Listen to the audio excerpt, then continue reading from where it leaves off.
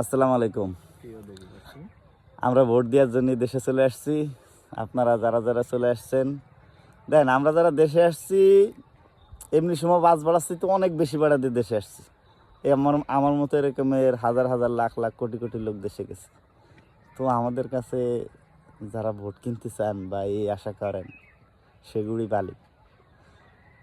এছাড়াও বিভিন্ন জেলায় দেখা যাচ্ছে কি যে আপনার মিষ্টি তারপরে বিরিয়ানির প্যাকেট দিয়ে বলা হচ্ছে যে আমরা ক্ষমতায় চলে আসছি, শুধু শুধু শপথ পড়তে শুধু বাকি।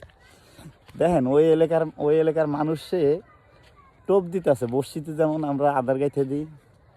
তো আমি ওইটারে শুধুমাত্র টোপই মনে করব। এটা যাতে ওরা মনে হয় যে ওই এলাকার নিরীহ মানুষ যাতে ভাবে যে এরা তো ক্ষমতায় চলেই আসছে, তার অন্যদিকে ভোট দিয়ে লাভ কি? ওদের মন মানসিকতা বা ডিসিশন চেঞ্জ করার জন্য এরকম টোপ।